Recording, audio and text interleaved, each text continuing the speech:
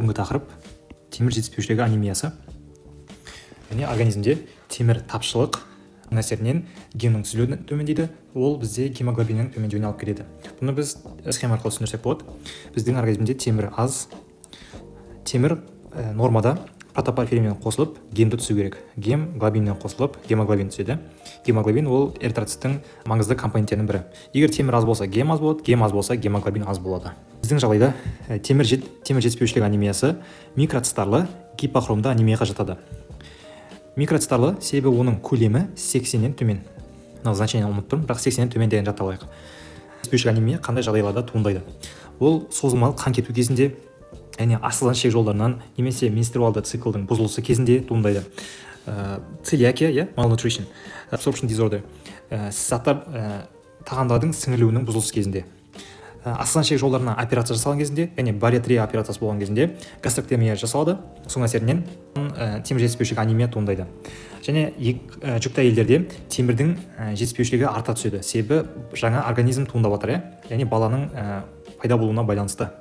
Осы себептердің бәрі гем синтезінің төмендеуіне алып келеді. Енді лабораторлы данныйларға қарайтын болсақ, темірдің төмендеуі байқалады, типстің жоғарылауы, ферритиннің төмендеуі, free erythrocyte protoporphyrin жоғарылайды, red blood cell distribution width жоғарылайды, және RI төмендейді. Сіздерге түсіндіріп берейін. Жетіспеушілік ол түсінікті, организмде темір жоқ, сондықтан қандағы темірдің деңгейі төмендейді. TIBC дегеніміз организмде трансфериннің жоғарылауы. Ол организмдегі трансфериннің көрсеткіші. Яғни организмде трансфериннің мөлшері жоғарылаған сайын бізде TIBC жоғарылай береді. Темір жетіспеушілік анемияда TIBC жоғарылайды, себебі макрофагтардан организм темірдің жетіспеушілігін сезеді, сол арқылы ол бауырға сигнал береді. Яғни бізде темір аз, бізге көбірек темір керек деп, сол кезде трансферин көбірек бөліне бастайды.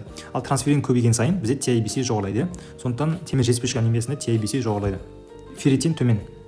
Ферритин ол организмде темірді ұстап тұратын белок былайша айтқанда. Егер темір аз болса, ферритин де соған сәйкес төмен болады. Және мынандай концепцияны жаттап алайық. Егер TIBC жоғарыласа, бізде соған қарама қарсы ферритин төмен болады.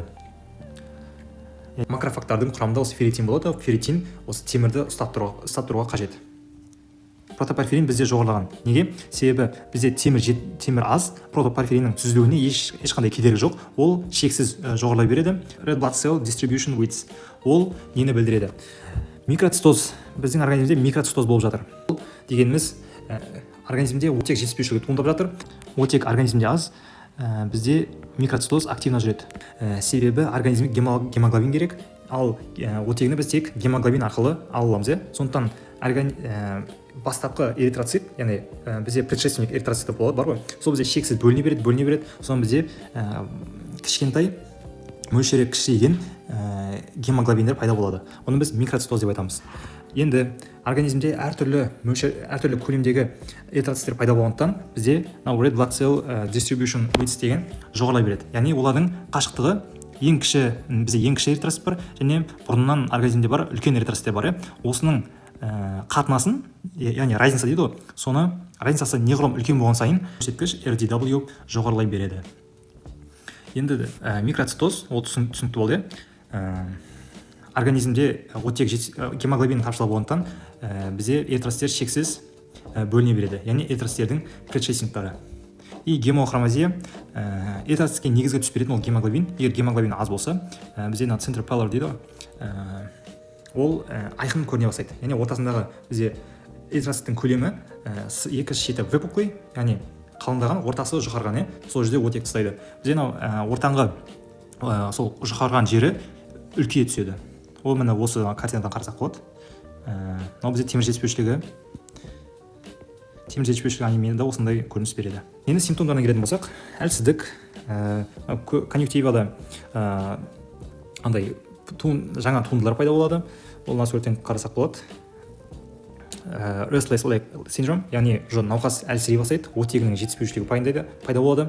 Ол бізде аяқта бір ыңғайсыздық тудырады, жжение дейді ғой, сол секілді. Пика деген, ол байқайтын жарсыздар, темір жетіспеушілік анемиясы бар адамдар әртүрлі бір тас немесе топырақ жегенге құмар болады. Сол адамдарды біз уже бірінші симптомы осы темір жетіспеушілік анемияға алып келеді. Spoon nails, койлонихия, иә, ол тырнақтары плоский болып кетеді. Гласит және хейлоздар пайда болады. Олар уже организмде оттек жетіспеушілігі пайда болды. Ол тіндердің өлуіне алып келеді. Содан бізде гласит немесе хейлоздар пайда болады. Хейлоз деген ауыздың бұрышы, ернің бұрыштарында жаралар пайда болады. Және темір жетіспеушілік анемияның негізгі синдромдарының бірі ол Плуммер-Винсон синдромы. Ол 3 триададан тұрады. Анемия, esophageal webs, ол өңеште, егер өңеш болатын болса, өңештің стенкасы, осы жерде бір кедергі, слизистая оболочканың шығып кетуі, шығып кетіп, осындай көрініс береді. Ол жерде уже тамақтың өтуі қиындайды, содан бізде дисфагия пайда болады. Келесі видео, яғни альфа-талассемияның тез шығуын қаласаңыздар, осы видеоға лайк баса кетіңіздер, комментарий жаза кетіңіздер, түсініксіз болған жерлер болса жаза кетіңіздер.